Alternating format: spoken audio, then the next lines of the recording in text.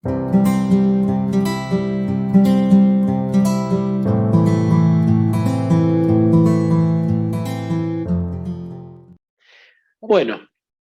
lo importante acá es Jesús, no yo, pero les voy a contar un poquito quién soy.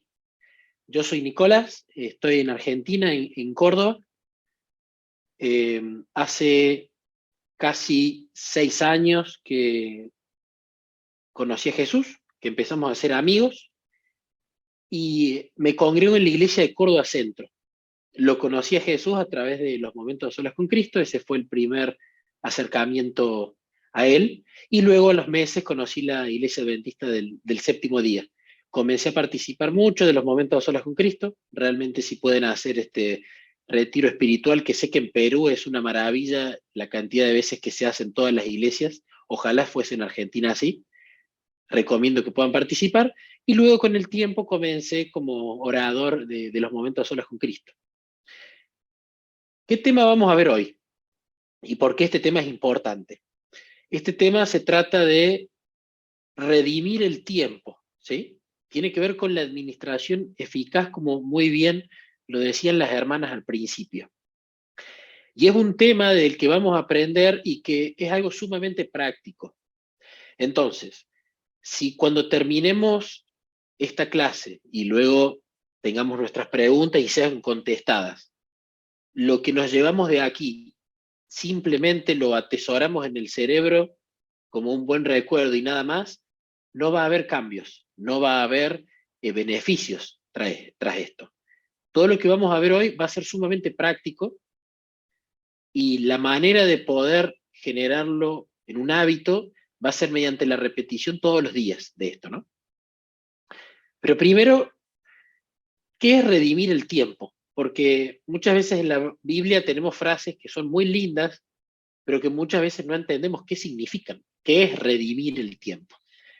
Redimir el tiempo lo podemos tomar como aparece en Efesios, aquí en Reina Valera, Efesios capítulo 5, versículos 15 y 16, que dice, mirad pues que andéis con diligencia, no como necios, sino como sabios, redimiendo el tiempo porque los días son malos. Hay una versión que es una paráfrasis, que es la nueva traducción viviente, que lo mastica un poquito más a este versículo y lo explica un poco más. La traducción esta dice, así que tengan cuidado de cómo viven, no vivan como necios, sino como sabios. Hasta ahora muy parecido al anterior. Y aquí viene la diferencia.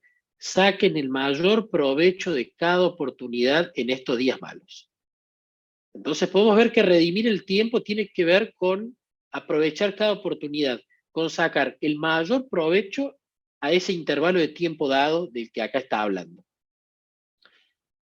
Todas las citas que vamos a leer, más allá de las escrituras, van a ser del espíritu de profecía.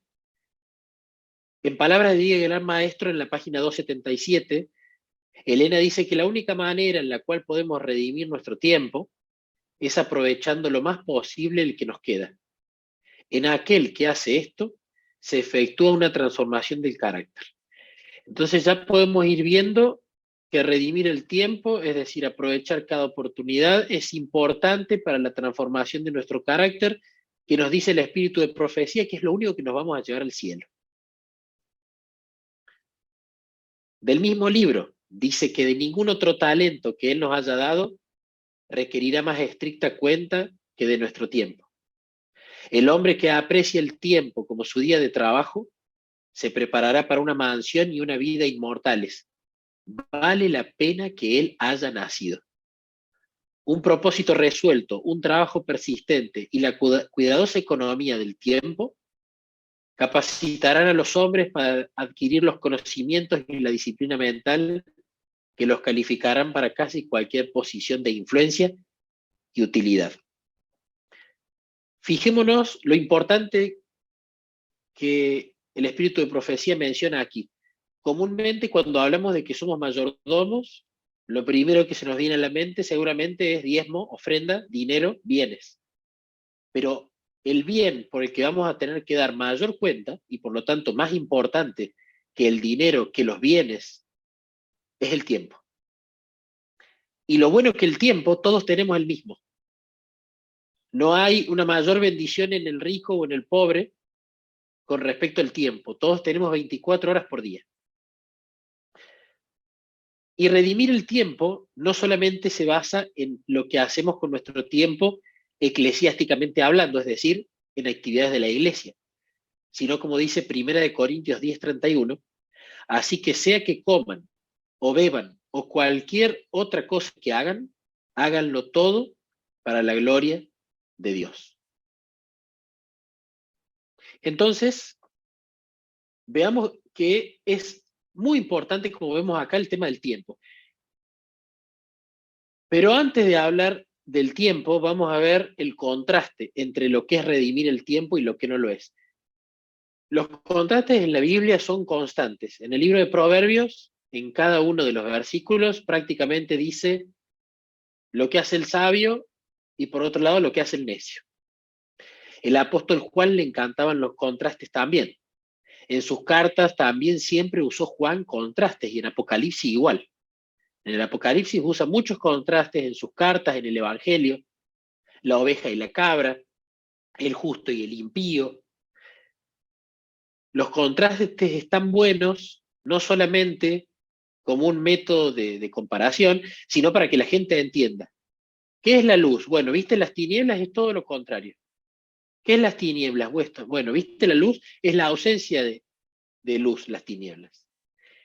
¿Cuál es el contraste del tiempo o de la buena administración del tiempo? El ocio.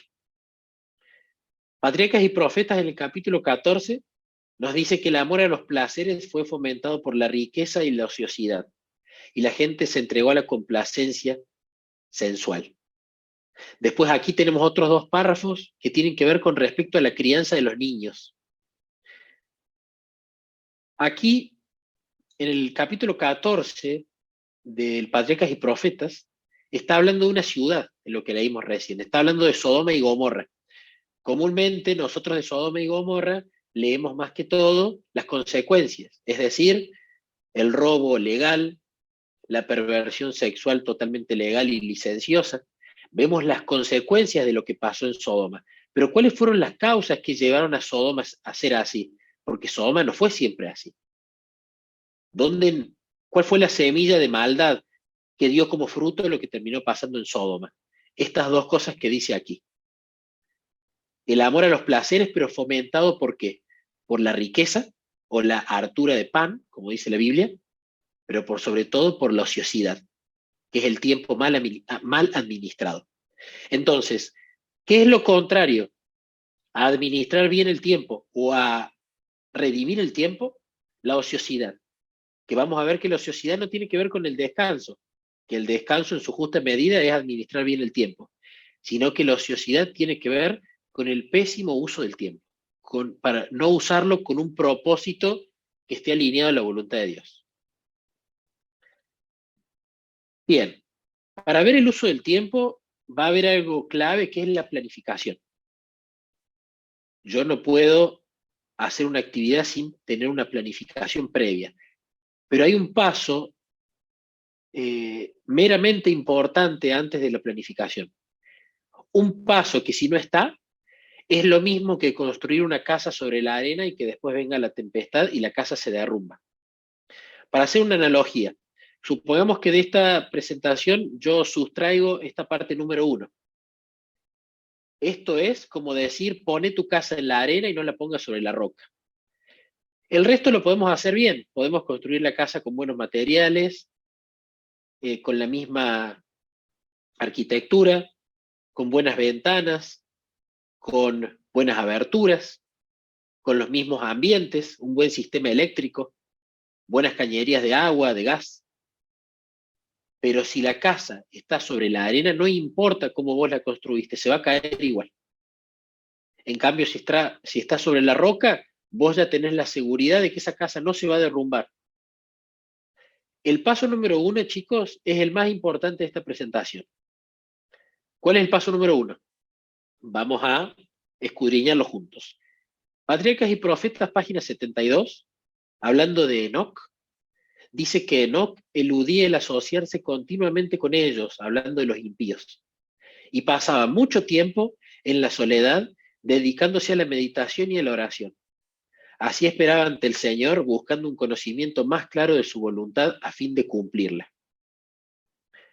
El deseo de toda la gente es página 329, hablando de personas que ya están trabajando, dice que al aumentar la actividad, si los hombres tienen éxito en ejecutar algún trabajo para Dios, hay peligro de que confíen en los planes y métodos humanos. Propenden a orar menos y a tener menos fe. Como los discípulos, corremos el riesgo de perder de vista cuánto dependemos de Dios y tratar de hacer de nuestra actividad un salvador. Necesitamos mirar constantemente a Jesús, comprendiendo que es su poder lo que realiza la obra. Aunque hemos de trabajar fervorosamente para la salvación de los perdidos, también debemos tomar tiempo para la meditación, la oración y el estudio de la palabra de Dios. Fíjense acá la importancia. La relación con Cristo tiene 3 patas. Pata número 1, es una silla de 3 patas. La pata número la pata número 1 es la oración. Yo hablo con Jesús. La pata número 2, la meditación bíblica, para que Él me hable a mí. La pata número 3, el estudio de la palabra, para evitar que el enemigo me engañe con lo que está o no está escrito en la Biblia. Esta tríada, estas 3 patas de la silla, hacen que mi relación con Jesús esté fuerte. La fortaleza de esa silla va a ser igual a la fortaleza de la pata más débil. ¿Qué quiere decir? Que si yo tengo un estudio de la palabra de oro y tengo una oración de oro, pero no medito las escrituras, hay una pata que me falta. Y si yo en esa silla de 3 patas me siento, me voy a caer, sin importar que hayan 2 patas que sean de oro. Lo mismo pasa con el resto de las disciplinas. Tenemos que ocuparnos como primer punto a hacer lo que hacía Jesús, ejemplificado en profetas como Enoc. Pasar mucho tiempo a solas, orando, meditando y estudiando las escrituras. Porque si confiamos en los métodos humanos, porque alguna vez tuvimos éxito cuando Dios lo dirigió, vamos a ser propensos a confío en el método y no en el tiempo que pasé con Jesús en oración, meditación y estudio. Y todo el sistema se va a caer. Voy a estar fundando la casa sobre la arena. Fíjense lo que dice Proverbios 3:6. Busca su voluntad en todo lo que hagas y Él te mostrará cuál camino tomar. Proverbios 16:1. Podemos hacer nuestros propios planes, pero la respuesta correcta viene del Señor. Proverbios 16:3. Pon todo lo que hagas en manos del Señor y tus planes tendrán éxito. Salmo 127:1. Si el Señor no construye la casa, el trabajo de los constructores es una pérdida de tiempo. Si el Señor no protege la ciudad, protegerla con guardias no sirve para nada. Fíjense acá que lo vamos a parafrasear. Está diciéndote, el mejor plan te lo va a dar Dios. Vos podés tener muchos planes, pero Dios te va a decir cuál es el correcto. Si el plan no está dirigido por Dios, no vale de nada. Si la ejecución no está dirigida por Dios, no te va a salir bien y no va a ser protegida. En Testimonios Selectos, tomo 4, página 102, dice que aunque profesen la verdad, si los hombres pasan día tras día sin relación viva con Dios, serán inducidos a hacer cosas extrañas. Tomarán decisiones que no estén de acuerdo con la voluntad de Dios. No hay seguridad para nuestros hermanos dirigentes mientras avancen según sus propios impulsos. No estarán unidos con Cristo y no obrarán en armonía con Él. No podrán ver ni comprender las necesidades de la causa, y Satanás los inducirá a tomar posiciones que estorbarán y molestarán. Fíjense que incluso los líderes no están a salvo de esto. Porque en algún momento, chicos, hayamos tenido una buena relación con Jesús, eso no es un combustible que sirve para mañana. Esto es diario. E incluso un líder que fue puesto por Jesús en un lugar, como por ejemplo lo fue Saúl, cuando Saúl descuida la comunión con él, terminó siendo no un rey de Dios, sino un rey de Satanás. Ya sabemos la historia de Saúl. Entonces, antes de planificar, tenemos que tener hermanos, una comunión bien profunda con Jesús. Es la primera condición para que todo lo que vamos a ver ahora tenga sentido, sea dirigido por Dios, salga en los tiempos y en las formas en que Dios quiere que salga. Entonces, este es el punto número 1 y el que más nos tenemos que grabar en piedra de la charla. Punto número 2. Vamos a planificar ahora. Pero ¿cómo hago para planificar mi día? Ya sea que estoy trabajando, que estoy haciendo una carrera universitaria, que soy una persona dedicada a mi familia y por lo tanto todo mi trabajo se radica en mi casa. ¿Cómo hago para planificar mi día? El punto número 2 se llama anotar todas las tareas.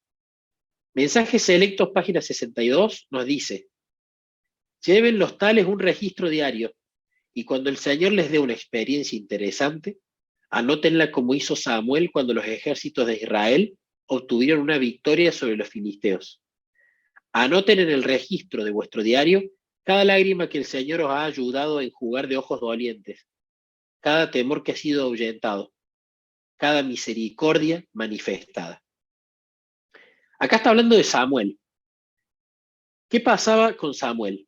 Samuel, cuando tenía una experiencia con Dios, lo que comúnmente llamamos un testimonio, él lo anotaba en su propio diario.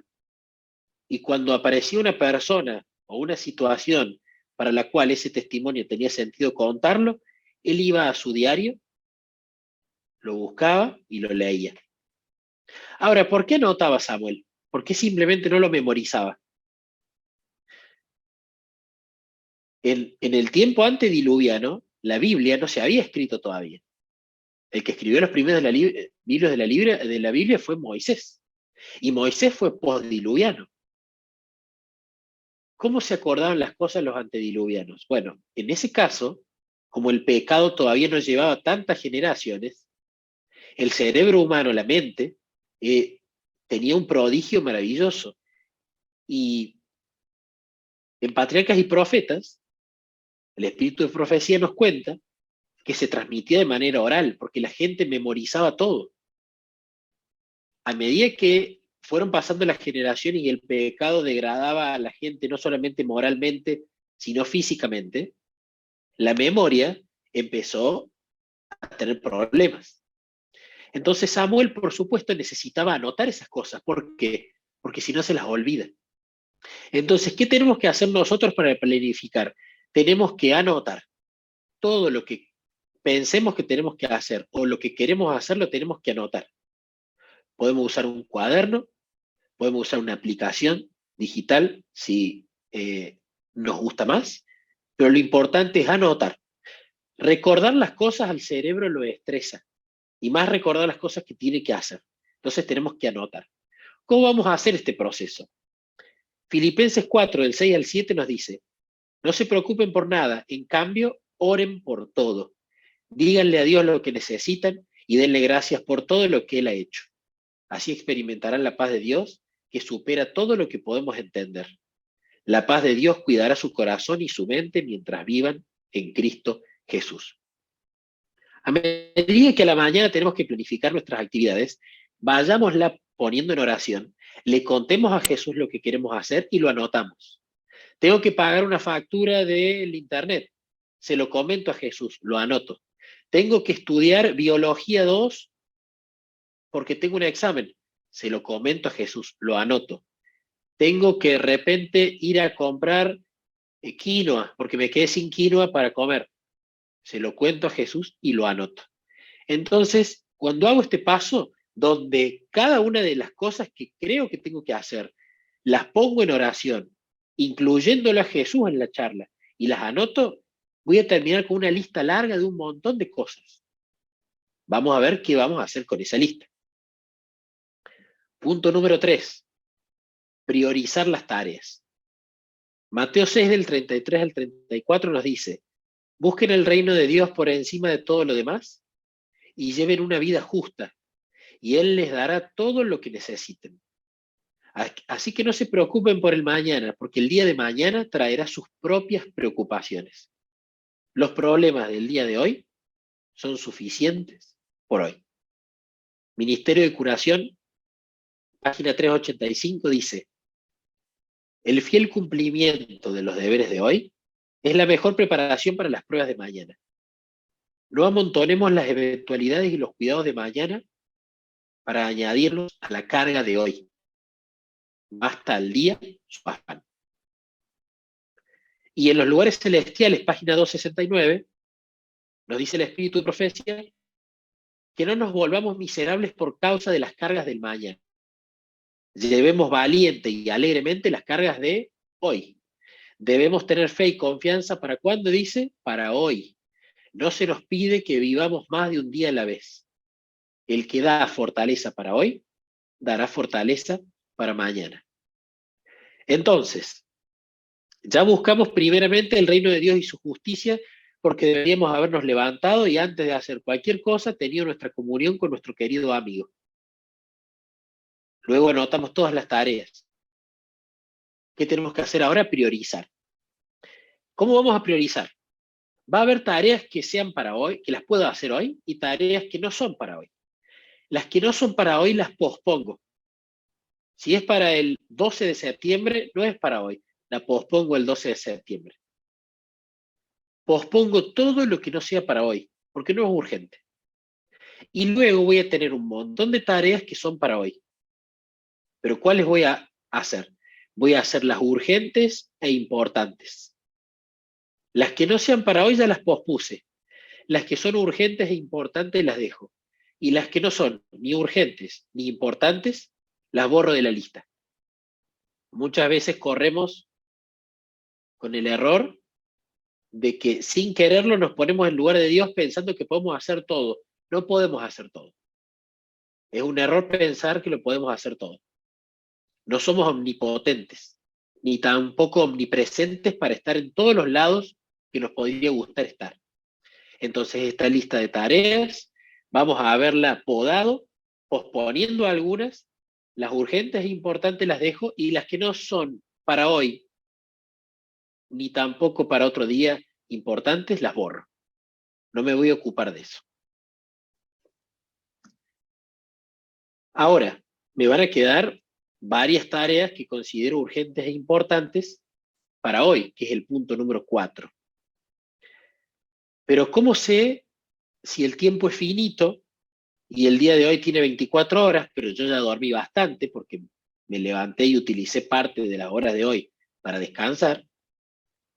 ¿Cómo hago para poder estimar si todo lo que considero urgente e importante va a entrarme en el día? Para poder hacer esto, tengo que saber estimar las tareas del día de hoy que marqué como urgentes e importantes. Palabras de vida del Gran Maestro, página 279, nos dice: decidan cuánto tiempo se requiere para hacer una tarea determinada y entonces dedíquese todo esfuerzo a terminar el trabajo en ese tiempo.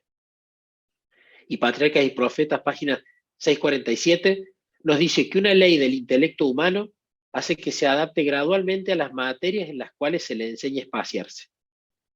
Si se dedica solamente a asuntos triviales, se atrofia y se debilita. Si no se le exige que considere problemas difíciles, pierde con el tiempo su capacidad de crecer. En las tareas vamos a tener 4 tipos de tareas. Las primeras son las tareas instantáneas, tareas que nos duran 5 minutos o menos de hacerlas.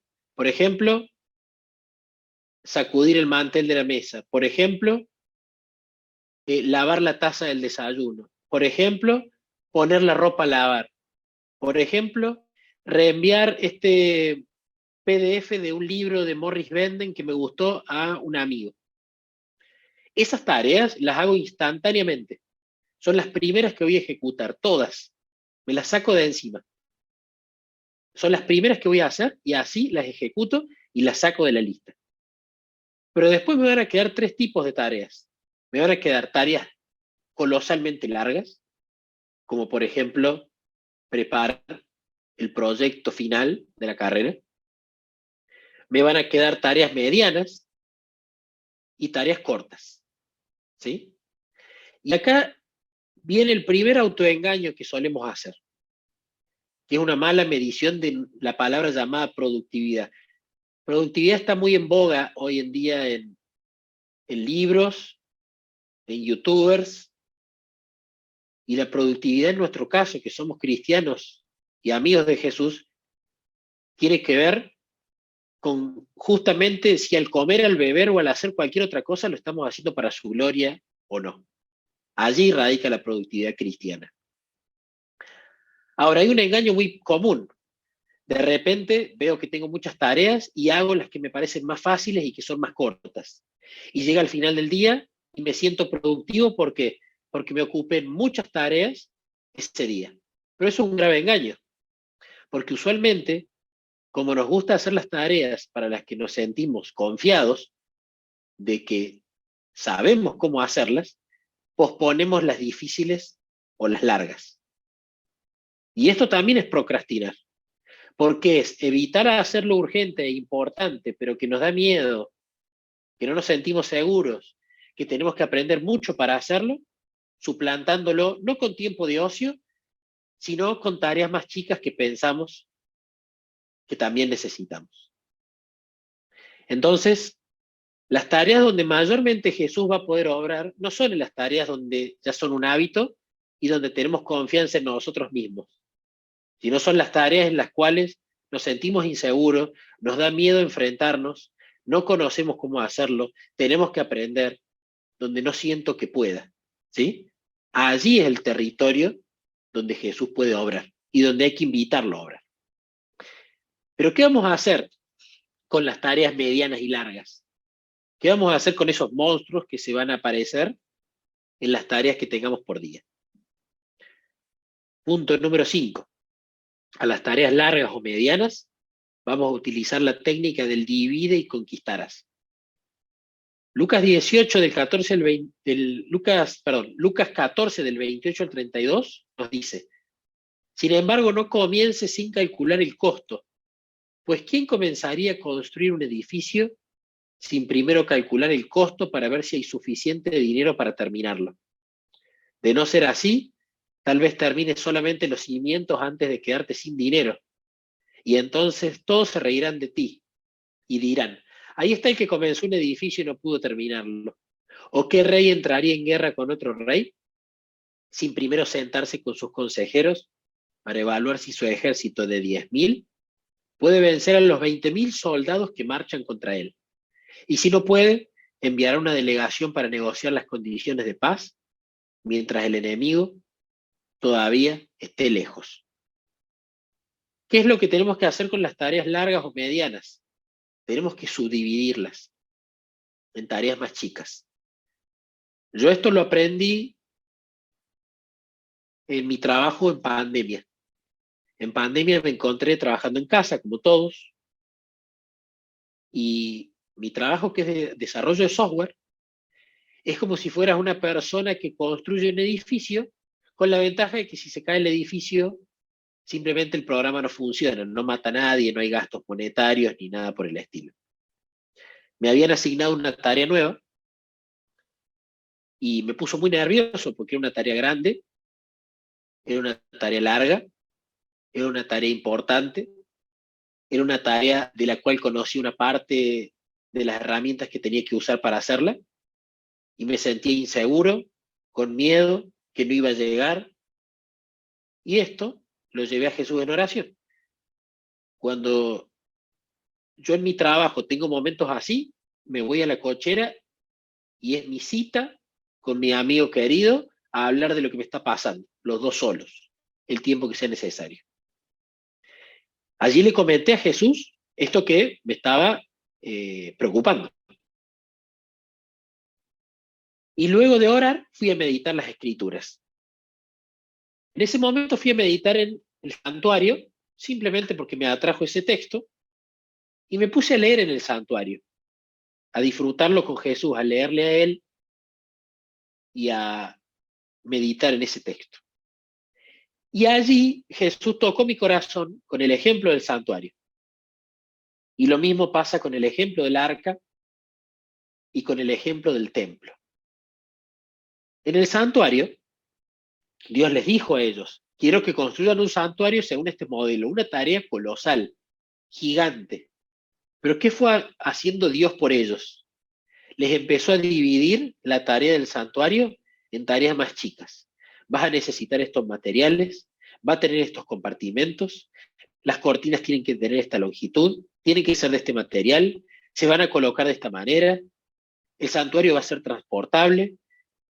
Cada material, técnica, medida, peso, forma, ejecución, se las fue dando Dios. Y lo mismo pasó con el arca con Noé. Fíjense en Génesis 14, 6 del 14 al 16, cómo Dios lo instruye a Noé. Construye un gran barco de madera de ciprés. Recúbrelo con brea por dentro y por fuera para que no le entre agua. Luego construye pisos y establos por todo su interior. Hace el barco de 138 metros de longitud, 23 metros de ancho, 14 metros de alto. Deja una abertura de 46 centímetros por debajo del techo, alrededor de todo el barco.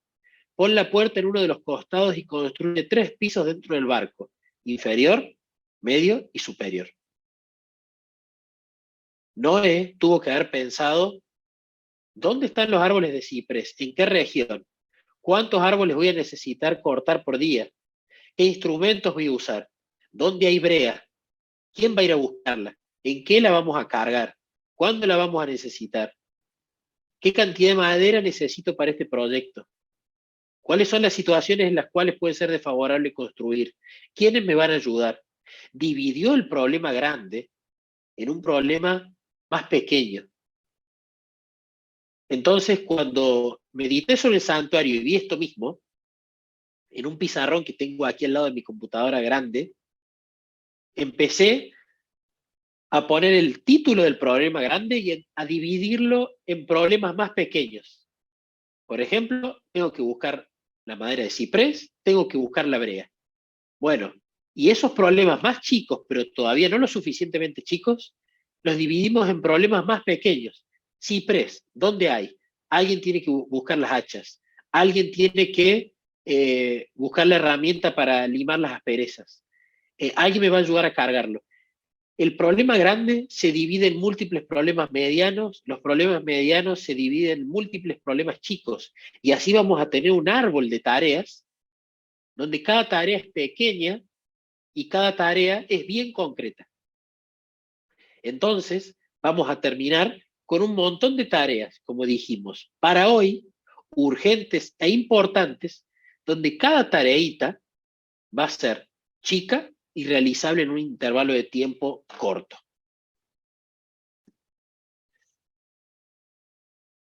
Ahora que terminamos de ver la parte de la planificación y todas las tareas que uno tiene para hacer hoy, ¿cómo lo puede hacer? ¿Con qué herramientas nos podemos ayudar, no? Porque así como en alguna época transmitían la Biblia en papiro o en pergamino, hoy en día tenemos herramientas digitales que para muchas personas son más prácticas. Para hacer una lista de tareas podemos seguir usando papel y lápiz, por supuesto, pero también hay herramientas digitales. Yo en lo personal utilizo herramientas digitales. ¿Por qué?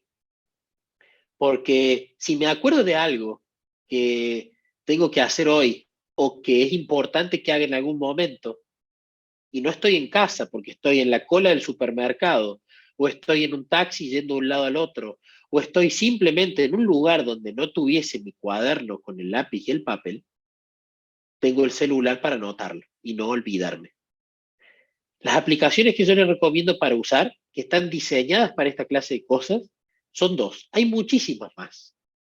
Y el principio que hay que por el cual tenemos que regirnos cuando uno va a elegir una herramienta, no es que yo me tengo que adaptar a la herramienta, sino que la herramienta se adapte a mí. Entonces es importante que cada uno busque la herramienta que mejor le funcione. Yo he probado estas dos, Todoist y TickTick. Actualmente uso Todoist. Es gratuita para la mayoría de las cosas y tiene todo lo necesario para poder hacer este trabajo de anotar tareas, posponer tareas, estimar en tiempo, dividir por tareas grandes que tienen subtareas medianas, que tienen subtareas más chicas. ¿A qué parte pasamos ahora en la charla? Ya pasamos la parte número 1, que es la planificación. Vimos que lo principal es la relación con Cristo y planificar con Él, contarle las tareas a Él, dividirlas con Él, estimar con Él, todo lo tengo que hacer en oración. Si no, va a haber una desventaja muy grande en cuanto a la ejecución de este proceso. Pero hasta ahora, simplemente tenemos una lista hermosa de tareas, priorizada, estimada, pero no hicimos nada, ¿no? Entonces, con esta linda lista, si no hacemos algo, fue lo mismo que no hacer nada. Ahora viene el otro paso igualmente importante, que es la ejecución. ¿Cómo voy a realizar las tareas? Es tan importante como qué tareas voy a hacer. La ejecución tiene varios principios. El primero de ellos es el foco. Es deber de todo cristiano adquirir hábitos de orden, minuciosidad y prontitud. No hay excusa para hacer lenta y chapuceramente el trabajo, cualquiera sea su clase. Cuando uno está siempre en el trabajo y el trabajo nunca está hecho, es porque no se ponen en él la mente y el corazón. Poner la mente y el corazón en algo es focalizarse. Necesita ejercitar su mente haciendo planes referentes a cómo usar el tiempo para alcanzar los mejores resultados. Con tacto y método, algunos realizarán tanto trabajo en 5 horas como otros en 10. Algunos que se ocupan en las tareas domésticas están siempre trabajando, no porque tengan tanto que hacer, sino porque no hacen planes para ahorrar tiempo. La planificación. Por eso lo hicimos antes, porque es muy importante. Y me gusta en esta versión lo que dice Eclesiastés 7, versículo 8, en esta versión que es una paráfrasis, vale más terminar algo que empezarlo. Vale más la paciencia que el orgullo. ¿Qué tenemos que hacer acá? Yo decido que voy a focalizarme en esta tarea, no voy a hacer otra.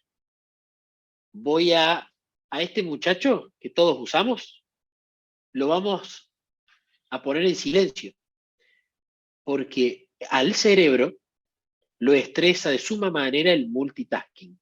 ¿Qué es el multitasking? No, el multitasking no es realizar varias tareas, porque todos en el día hacemos varias tareas. El multitasking es en determinado intervalo de tiempo cambiar constantemente de tareas. Eso al cerebro lo estresa. El cerebro necesita focalizarse.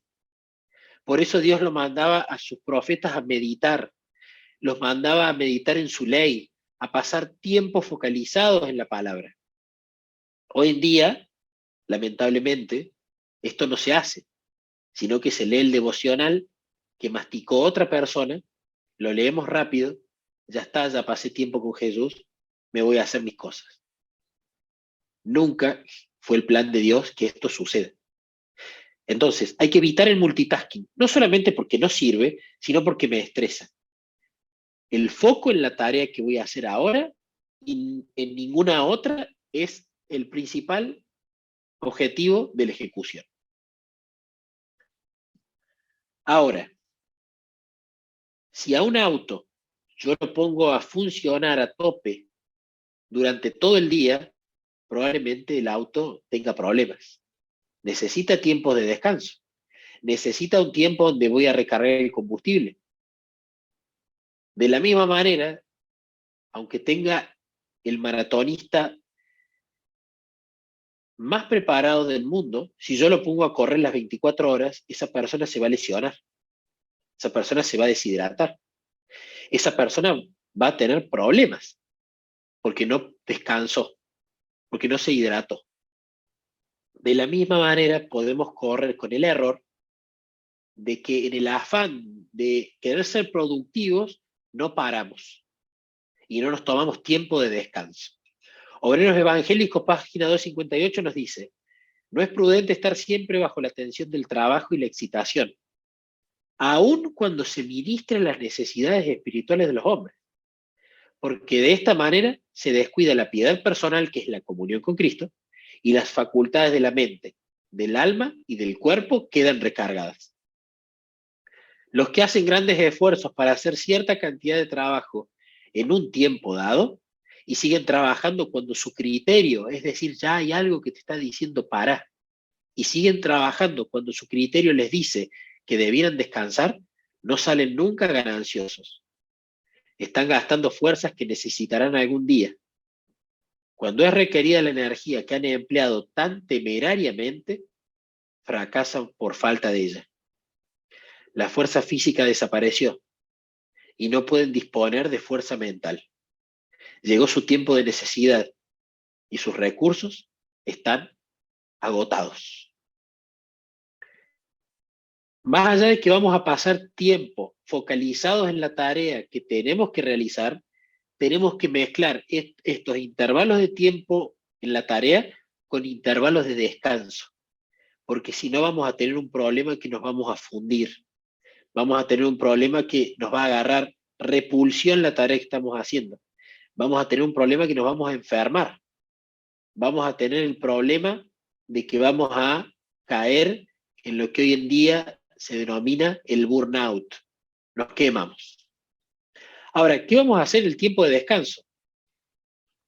Me voy del ambiente en el que estoy ejecutando la tarea. Me voy a caminar. El ejercicio físico es bueno en el tiempo de descanso. Me voy a caminar, me voy a hacer algunas cosas de la casa, me voy a dar una vuelta con el perro, tomo un vaso de agua. Pero algo muy lindo que yo encuentro para hacer el tiempo de descanso, en estas micropausas entre tarea y tarea, entre focalización y focalización, es orar, es pasar tiempo con nuestro amigo, es charlar de algo, es leer con él. Lo importante es que en el tiempo de descanso hagamos algo totalmente diferente de lo que estuvimos haciendo en el bloque de foco, para que realmente el cerebro se distraiga, para que realmente el cerebro se relaje. ¿Sí? Otro asunto importante. Ya vamos viendo y vamos entendiendo que tengo que mezclar tiempos de foco en una tarea con tiempos de descanso. Pero, ¿cuánto tiempo hago en cada cosa? Y si siempre voy a hacer lo mismo. Otra clave en la ejecución es la flexibilidad. Cada día trae sus responsabilidades y deberes, pero la hora de mañana no debe abarcarse en las horas de hoy. Dios es misericordioso, lleno de compasión, razonable en lo que pide. No exige de nosotros que sigamos un curso de acción que resulte en pérdida de la salud física o debilitamiento de las facultades mentales. Él no quiere que trabajemos bajo presión y tensión, hasta que a ello sigue el agotamiento con postración de los nervios. ¿Qué estoy diciendo con esto? No todos los días, hermanos, para nosotros van a ser iguales. Hay días que estamos más desanimados, hay días que comimos de más, hay días que dormimos, hay días que estamos más enfermos, hay días que las tareas son más difíciles que otros. Entonces, en estos tiempos de descanso y de focalización en la tarea, tengo que ser flexible. Si, por ejemplo, yo hoy mis tiempos de focalización son 1 hora, por ejemplo, y mis tiempos de descanso son 20 minutos, pero mañana veo que a los 40 minutos realmente estoy muy cansado y que necesito, en lugar de hacer 1 hora de tiempo de foco y 20 minutos de descanso, hacer 40 de foco y 20 de descanso, lo hago. Soy flexible conmigo mismo. Entiendo que no todos los días son iguales. Entonces la flexibilidad también es importante, porque por querer cumplir a rajatabla la cantidad de tiempo que yo creo que tengo que estar focalizado, podemos terminar también haciéndonos daño. Hay días que nos va a ser más fácil que otros.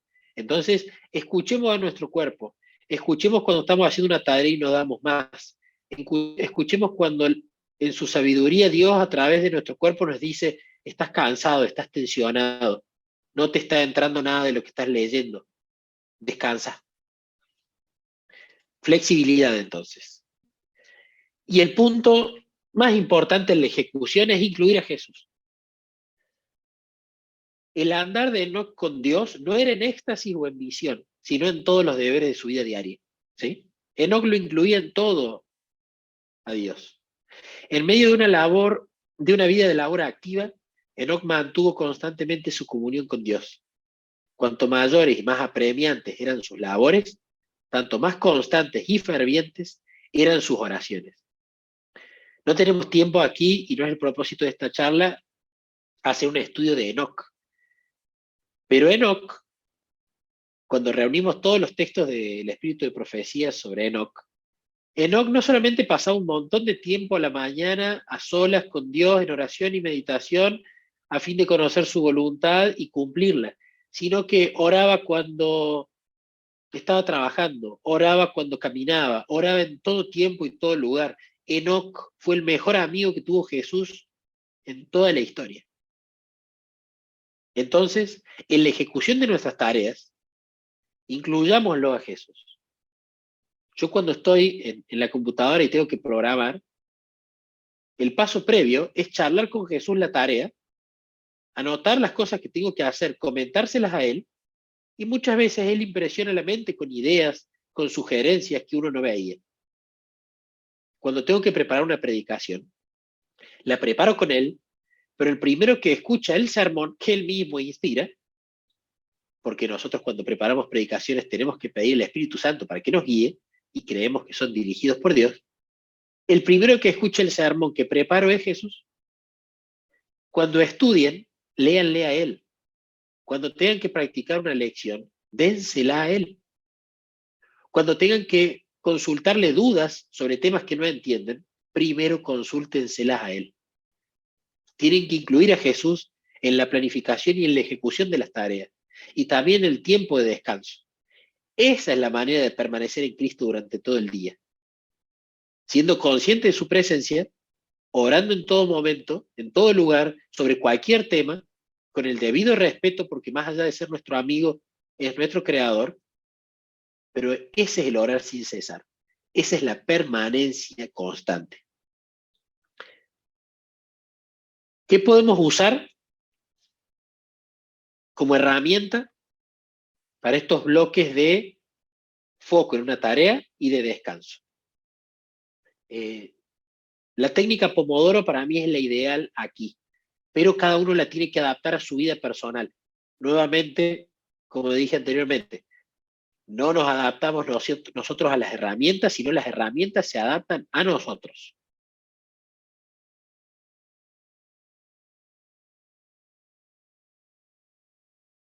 ¿Cómo es la técnica Pomodoro? La técnica Pomodoro, primer paso, selecciona una tarea de tu lista. ¿Qué lista? La que planificamos, luego de tener relación con Jesús, priorizamos las tareas de hoy como urgentes e importantes, pospusimos otras que no son para hoy y desechamos las que no son urgentes e importantes. Seleccionamos una tarea. Por ejemplo, tengo que leer el capítulo 14 del Conflicto de los Siglos. Le dedico 25 minutos para realizar el cometido. Bloque de foco, 25 minutos de duración. Esto es personal.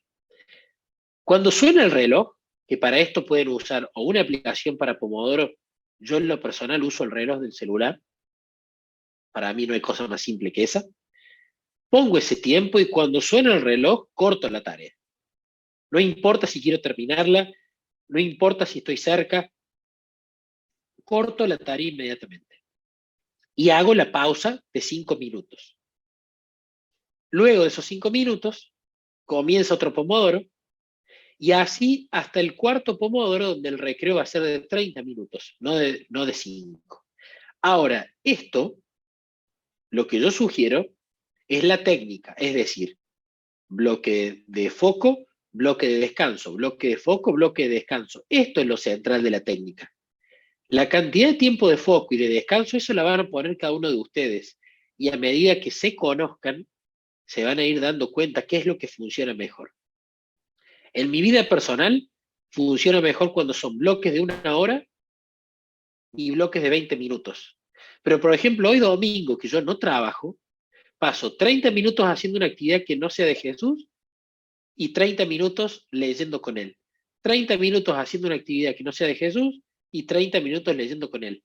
Eso lo va regulando cada uno según la vida que tenga, las tareas que tenga y el día que tenga.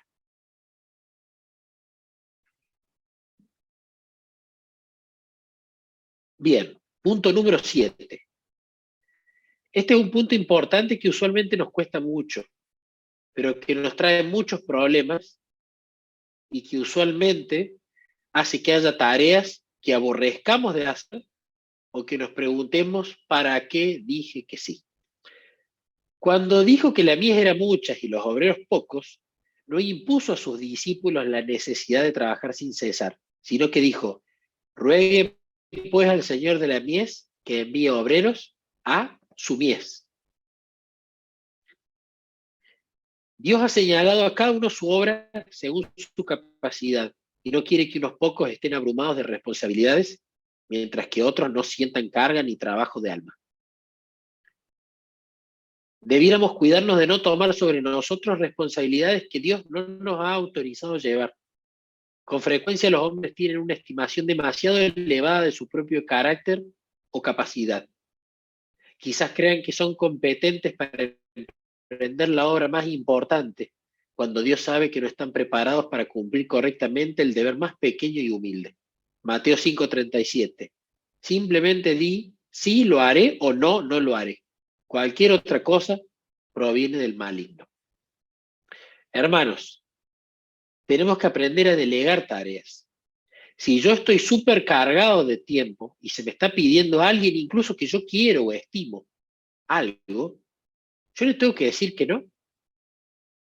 Y si al decir que no a otra persona, yo no estoy pecando en nada y la otra persona se ofende, es un problema de la otra persona, no mío. Hay un consejo de un pastor que a mí me gusta mucho, que dice que cuando otra persona se enoja con vos por algo que vos hiciste, si vos escudriñas tu corazón y te das cuenta que pecaste contra la otra persona, tenés que pedirle disculpas a Dios e ir y disculparte con la otra persona. Pero que si vos no identificas ningún pecado que cometiste contra la otra persona y la otra persona se ofendió, es un problema de inmadurez de la otra persona. Es un problema del otro, no es nuestro. ¿Sí?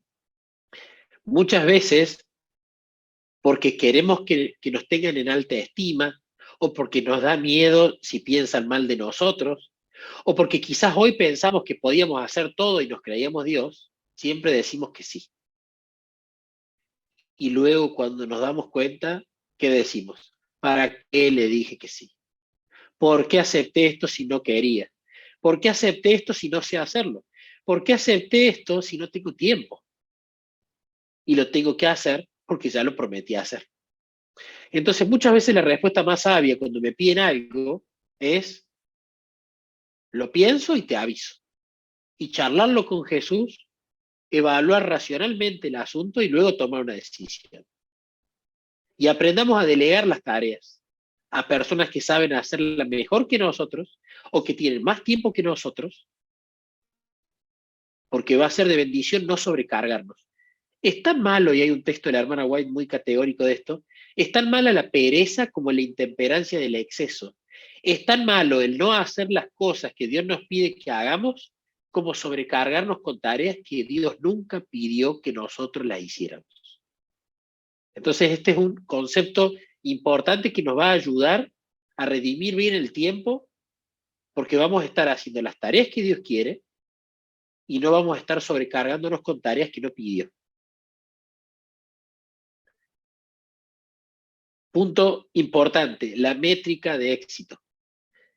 Si nosotros vemos en YouTube y buscamos videos sobre productividad, sobre alcanzar metas que nos ofrece el mundo, e incluso círculos cristianos, vamos a ver que en algunos casos la métrica de éxito es llegar a la cima de tu profesión, el dinero, la posición en cuanto a la sabiduría del mundo.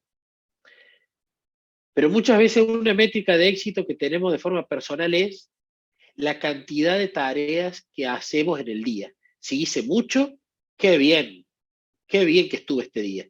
Si hice poco, hoy fue un día pésimo. Y esto es un error. Vamos a ver por qué. No tratéis de hacer en un día el trabajo de 2 días. Al fin se verá que los que trabajaron cuidadosa y prudentemente han hecho tanto como aquellos que gastaron de tal manera su fuerza física y mental que no les quedó reserva de la cual sacar en tiempo de necesidad. Hay peligro de que sus obreros abusen de sus fuerzas al ver que el campo está maduro para la siega, pero el Señor no pide esto. Después que sus siervos hayan hecho lo mejor que puedan, podrán decir, la mies a la verdad es mucha, y los obreros pocos. Mas Dios conoce nuestra condición. Acuérdase, o se acuerda, de que somos polvo. Nunca tengo que medir mi día por la cantidad de tareas que hice, porque eso me va a frustrar grandemente. Porque va a haber días donde quizás hice una tarea durante todo el día, porque era larguísima, era gigante, y no la terminé, pero capaz que hubo un día donde había todas tareas chicas y fáciles, y como hice muchísimas tareas, pienso que fue un día súper productivo. Y puede ser que yo haya redimido el tiempo con la tarea más difícil, con bloques de foco, bloques de descanso, bloques de foco, pero la otra haya trabajado 2 horas, hecho un montón de cosas y el resto del tiempo no hice nada, ocio. Pero como la cantidad de tareas fue mayor, pienso que hice un montonazo de cosas ese día. Eso es un error. ¿Cómo yo tengo que medir el éxito de mi día? Punto número 1 es en la cantidad de tiempo que yo pasé focalizado, incluyéndolo a Jesús en esa tarea.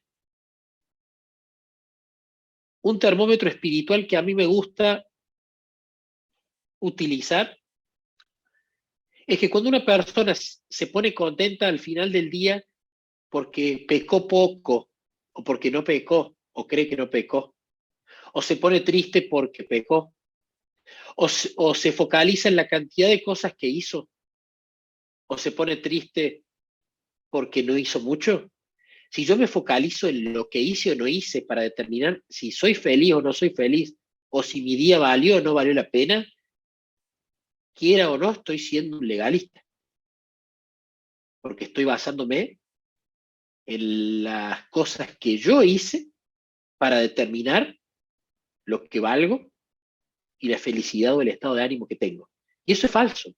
Mi termómetro al final del día tiene que ser, sin importar las circunstancias externas, qué tanto tiempo pasé con mi amigo Jesús, ya sea a solas con él, ya sea yendo a comprar, ya sea dando un estudio bíblico, ya sea limpiando la casa, ya sea trabajando en el empleo, ya sea estudiando un tema de la Biblia, ya sea sacando a pasear al perro. Mi métrica de productividad y éxito de mi día es la cantidad de tiempo que yo pasé con mi amigo Jesús haciendo cosas. Si todo lo otro no sirve, todo lo otro me va a llevar a sesgarme en un punto de comparación incorrecto. Consejos adicionales. El primero de ellos, y ya vamos a ir culminando la presentación. Aprovechar tiempos muertos. Aquí nos dice palabras de vida del gran maestro. Disculpen, voy a tomar un traguito.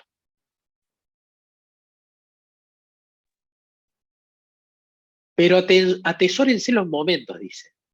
Unos pocos momentos aquí y unos pocos allí, que podrían desperdiciarse en charlas sin objeto.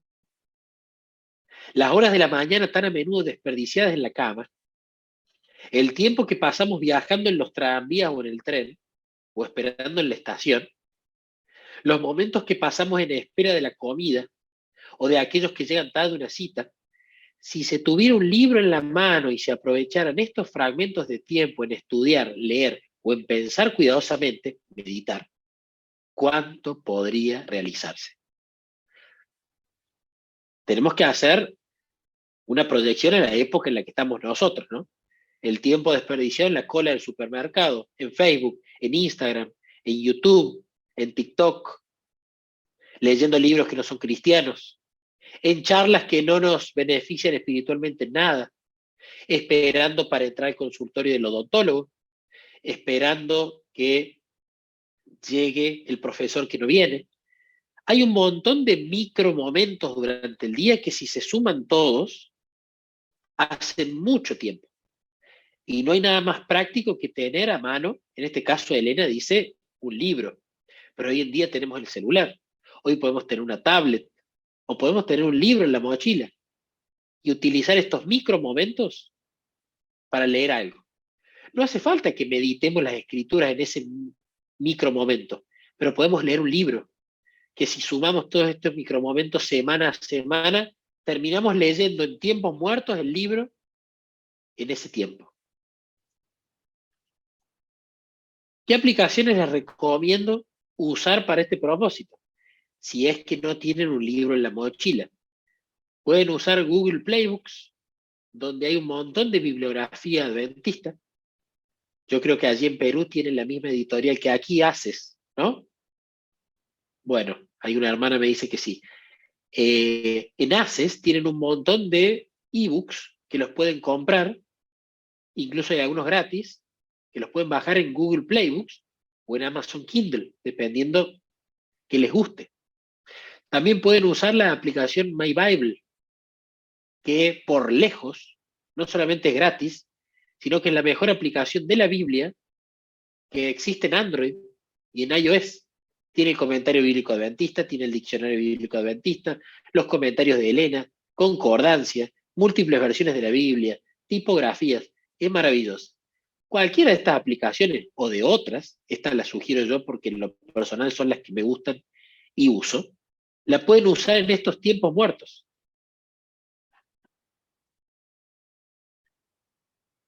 Y el segundo consejo adicional, que recomiendo ampliamente ponerlo todos los días, por lo menos un bloque de tiempo, en la actividad de aprender y enseñar.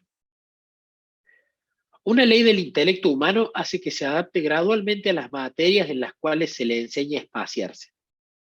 Si se dedica solamente a asuntos triviales, se atrofia y se debilita. Si no se le exige que considere problemas difíciles, pierde con el tiempo su capacidad de crecer.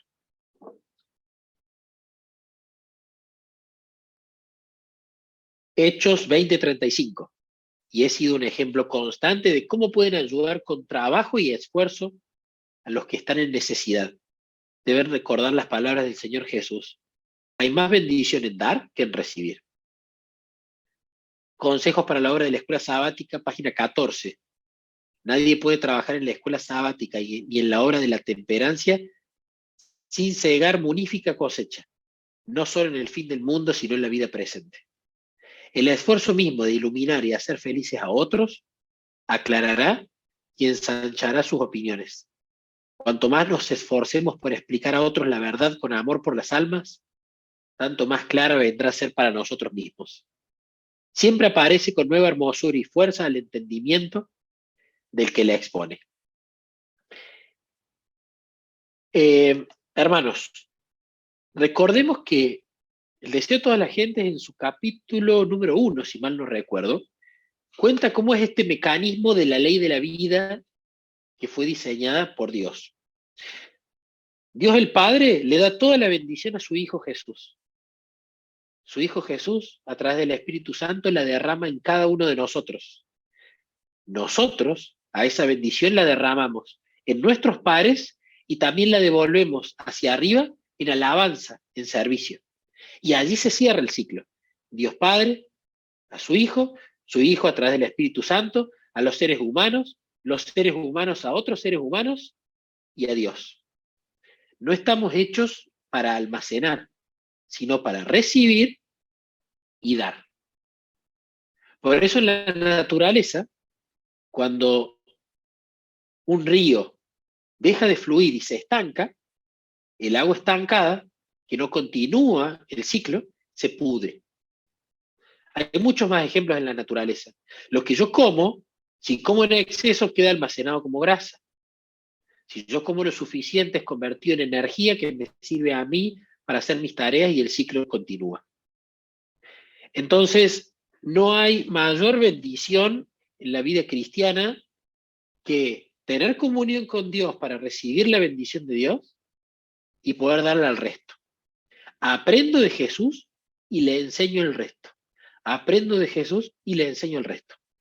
En mi profesión, yo estuve 10 años trabajando para DreamWorks, haciendo las películas animadas, el software para las películas animadas, para animar y hacer las deformaciones de esqueletos, y actualmente hago videojuegos en Sony. Y uno podría pensar, ¿Cuál es tu mayor satisfacción de tu trabajo? Seguramente fue Cómo entrenar a tu dragón 2, que fue la primera película que salió. Quizás fue ver escenas de películas que nunca vieron la luz. Quizás fue algún videojuego educativo que sacó Sony. Y la verdad es que no. La verdad es que esas cosas fueron lindas. Sí, fueron lindas. Las disfruté.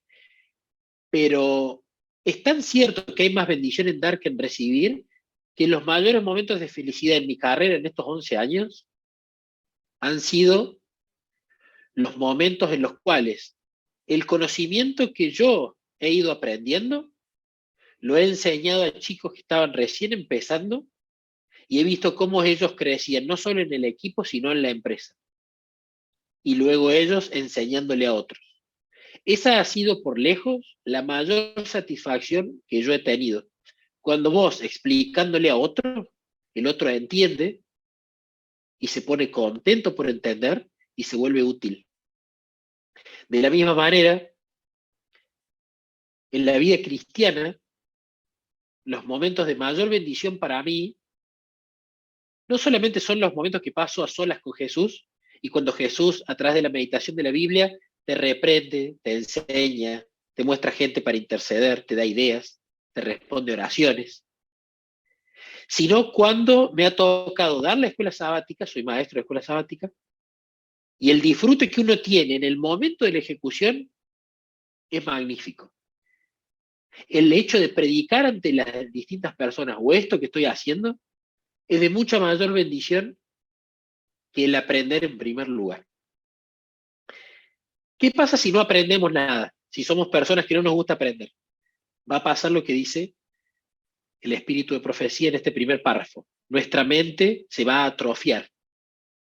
Si no se le exige que considere problemas difíciles, es decir, que salga de su zona de confort para aprender algo que no sabe, pierde con el tiempo su capacidad de crecer. Pero corre un riesgo. Si yo solamente soy una persona que lee, aprende, corro con el riesgo de volverme un egocéntrico. Y no solamente en los equipos de iglesia, sino también en los equipos de cualquier trabajo, el egocéntrico es la manzana podrida. Es la persona que si mucho sabe, pero no enseña y no trabaja en equipo, no sirve. Es mejor descartarle. Pero claro, para enseñar yo primero tengo que aprender, si no, no tengo nada que darle a nadie. ¿Cómo, cómo le voy a enseñar a otro? Hay una técnica que me gusta mucho, que en realidad está en los escritos de Elena y está en la Biblia. Este físico, yo desconozco si era cristiano, pero la técnica de él tenía mucho que ver con esto, es la técnica Feynman. La técnica Feynman, o la parte importante, se basa en lo siguiente. Si vos querés aprender algo, tenés que saber explicarlo y que la otra persona te entienda como si fuera un niño de 5 años. Si la otra persona, vos no le podés explicar las cosas como si fuera un niño de 5 años y te entiende, entonces no conoces el tema tan bien como creías que lo sabías. Si vos no le podés explicar profecía a un niño de 5 años, no la sabes tan bien como la tendrías que saber. Si vos no le podés explicar el evangelio a alguien que no tiene educación, entonces no conoces del evangelio. Si vos estudias física cuántica, o carpintería, o abogacía, o desarrollo de software, o medicina, y no podés explicarle a otro y que te entienda, entonces no lo sabes al tema todavía. Tenés que reaprenderlo y reexplicarlo. ¿Qué les recomiendo al enseñar a otro? Primero, predíquenselo a Jesús. Lo vimos anteriormente. Todo tema que quieran enseñarle a otro, primero enséñenselo a Jesús. Él ya lo sabe, pero es como nuestro querido papá que está tomándonos la lección. Al menos en mi caso, cuando iba al secundario, o más que todo al primario, le decía a mi mamá o a mi papá, ¿me tomas? Y yo le iba recitando la lección. Y mi mamá me iba corrigiendo. O mi papá me iba diciendo, y esto, y te olvidaste de esto. Me iba apuntalando. Cuando uno lo pone a Jesús en la ecuación y le predica el sermón que está preparando, o la escuela sabática que está preparando, o el tema que está preparando para la universidad, o una disertación, o lo que sea, Jesús no solamente que te escucha, sino que pone en tu mente pensamientos para que corrijas cosas, para que modifiques, para que agregues. Entonces la técnica Feynman es muy buena para el hecho de enseñar. Ustedes tienen que aprender todos los días. Búsquense un bloque de focalización para aprender algo que no sepan. Por supuesto de Jesús, pero también de su profesión. Todos los días, esto no puede faltar. Ni un solo día puede faltar. Y también tomen un bloque para enseñarle a alguien. Y no hace falta que sea una persona que esté físicamente. Si pueden subir contenido a las redes sociales de utilidad, le van a estar enseñando a alguien. Si pueden grabar un audiolibro y subirlo a YouTube, le van a estar enseñando a alguien. Si se pueden juntar con un hermano y darle un estudio bíblico, le van a estar enseñando a alguien. Si comparten un testimonio de lo que Jesús hizo por vos en tu vida, le vas a estar enseñando a alguien. Este mecanismo, este ciclo tiene que ser siempre cerrado y constante. Aprendo, enseño. Aprendo, enseño. Recibo, doy. Esa es la verdadera bendición. Por último, Active Recall o recuerdo activo. Paso número 1. Me explico el concepto a mí mismo en tu cabeza, dice la técnica. Nosotros se lo explicamos a Jesús. Nos hacemos preguntas y le hacemos preguntas a Jesús de por qué, cómo, cuándo, dónde, quiénes estaban, etc. Esto lo podemos encontrar en los libros de texto. Número 2, vuelvo a consultar y consolidar. Una vez que leí el texto, lo podemos hacer incluso con los textos de la Biblia o con lo que tengamos que estudiar. Una vez que lo leí, cierro el libro y trato de recordar lo que leí. Me hago preguntas, reflexiono sobre lo que está en el texto, uso mi imaginación. Número 3, verbalizo lo que recuerdo. Tienes que verbalizar en voz alta lo que acabas de aprender. Asegúrate de explicarlo como lo hiciste en tu cabeza, pero hablado. No hay cosa más linda que verbalizárselo a Jesús, chicos. Yo no sé si ustedes oran en su mente o en voz alta. Jesús escucha la oración de las dos formas, por supuesto, pero el beneficio de orar en voz audible, que es como yo estoy hablando con ustedes, que es como ustedes hablan con sus padres, con sus hermanos, con los amigos de la iglesia, con los compañeros de clase, ese tipo de oración y de relación profundiza mucho más la relación con Cristo cuando uno ora en voz audible. Número 4, reviso cada concepto. Escribo notas de calidad en el número 5, concisas pero de calidad. Esto activará tu memoria. Active Recall lo pueden buscar en YouTube también. Es una técnica conocida y que la ciencia ha demostrado que es la mejor en cuanto a estudiar. Yo a mi hijo de 11 años lo hago estudiar así y la verdad es que estudia poco tiempo, entiende el tema, compartimos tiempo juntos, yo tomándole y él estudiando, y le va bien en los exámenes. Pero además Active Recall se puede aplicar en el estudio de las escrituras, en el estudio de libros relacionados a las escrituras, y también en la meditación de la Biblia. Bien, ya para cerrar, haciendo una recapitulación de todo. Seguramente este video va a estar grabado y lo van a compartir. Si no, les recomiendo, si alguno quiere, en YouTube, yo tengo un canal que se llama Nicolás Bertoa, donde subo las predicaciones que armo y también subo audiolibros. A mí me gusta mucho grabar audiolibros y compartir con los demás. ¿Por qué? Porque cuando grabo el audiolibro, estoy estudiando, yo estoy aprendiendo, al grabarlo en voz alta, lo grabo más despacio y al tener que dramatizarlo, voy meditando y leyendo a conciencia y lentamente cada cosa que leo. Les recomiendo estudiar en voz alta, porque es una manera en la cual no agarro y leo las páginas rápido para simplemente tener la sensación de, ya está, ya leí, ya terminé. Falso. Hay que leerlo despacio. Y la mejor manera de leer despacio es leerlo en voz alta. Y luego, al compartir el audiolibro, estoy cerrando el ciclo, porque hay otra gente que tenga o no acceso al libro, va a poder escucharlo y nutrirse de la misma manera que yo me nutrí, ¿no? Recapitulación. Punto número 1, más importante, la roca. Si no está la roca, todo el resto de esta lista no serviría para nada. Comunión con Jesús a través de 3 cosas. Cada uno sabe cuál tiene floja y cuál no. Oración, meditación y estudio de la Biblia. En mi canal, si necesitan, hay un video sobre qué es la meditación bíblica y hay un video sobre el método que yo utilizo para pasar tiempo con Jesús, que al menos en mi caso ha sido el que más me ha servido para pasar muchas horas disfrutando, aprendiendo y no simplemente sentir que salí del culto como un día más. Punto número 2, anotar todas las tareas. Voy a tener una lista larga. ¿Qué hago? Delego las que no me corresponden.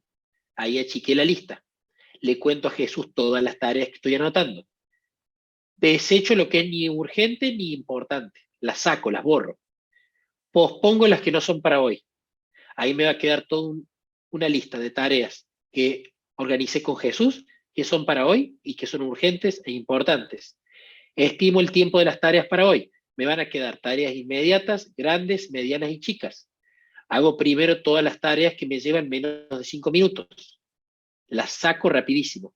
Divido las tareas medianas o grandes en subtareas. Una vez que tengo la lista categorizada o dividida en un árbol de tareas pequeñas, utilizo los bloques de tarea y descanso. Los minutos los pongo yo. Me voy viendo, me voy conociendo.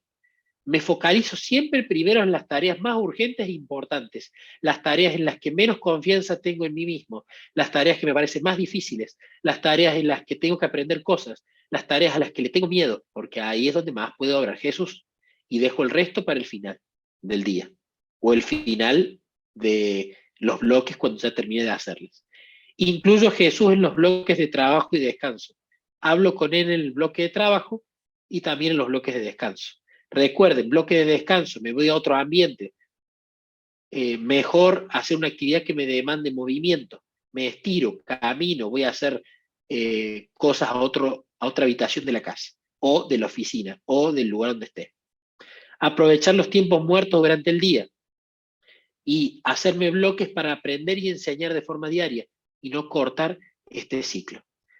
De esta forma, chicos, de esta forma, hermanos, es la manera en la cual podemos redimir el tiempo y que cada bloque de tiempo realmente sea productivo para Dios y podamos tener un equilibrio en nuestra vida, en nuestra comunión con Él, en el trabajo y en el descanso.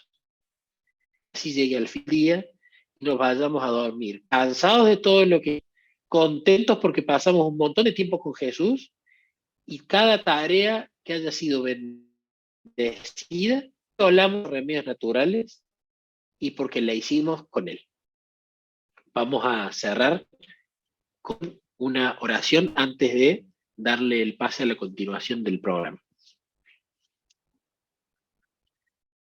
Querido Papá del cielo, muchísimas gracias, Papá, por esta charla. Gracias por cada alma que has traído, incluyéndome, para poder tener esta linda conversación este día domingo. Te queremos pedir que derrames tu Espíritu Santo en el corazón de cada una de las personas que estamos aquí, para que hoy, Papá, podamos hacer un replanteo, una reflexión en nuestro corazón, escudriñar nuestro corazón y darnos cuenta cómo estamos en cuanto a la redención del tiempo que vos nos estás obsequiando y que incluso en este momento que estamos hablando sigue corriendo. Ayúdanos a planificar con vos, ayúdanos a estimar con vos, ayúdanos a ejecutar las tareas con vos, a descansar con vos, en fin, ayúdanos a hacer todo contigo y para ti. Te queremos muchísimo y te pedimos todas estas cosas en el nombre de Jesús. Amén.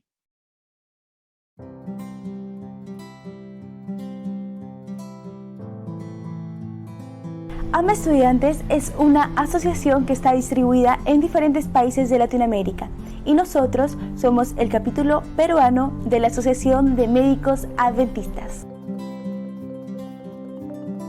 Capacitar para la obra médico-misionera y seguir el ejemplo del gran médico. enseñar los principios de salud y asegurar el más alto desarrollo del cuerpo, la mente y el alma. Proclamar el Evangelio de salvación al mundo. Ser médicos misioneros por excelencia. Practicar nuevos hábitos saludables. Ser un vehículo de integración entre los estudiantes de medicina del Perú. Lectura diaria del libro El Ministerio de Curación. Club del libro cada sábado. Un espacio para dialogar y compartir ideas sobre la lectura diaria. Oración intercesora. Sábado de testimonios, con profesionales de la salud que compartirán sus experiencias y los milagros que Dios hizo en el trabajo misionero. Capacitación en la obra médico-misionera con el auspicio del Instituto Misionero de la Escuela de Medicina de la Universidad Peruana Unión. Ayuda social a los más necesitados a través de proyectos tales como la repartición de víveres. Además, organizamos proyectos de ayuda médica para capacitar acerca de la medicina preventiva mediante los 8 remedios naturales y por medio de ello hablar del amor de Jesús. Promovemos el bienestar mental, físico a través de ponencias sobre los principios de la salud. Brindamos ponencias de temas polémicos y de estilo de vida saludable, basándonos en la filosofía adventista.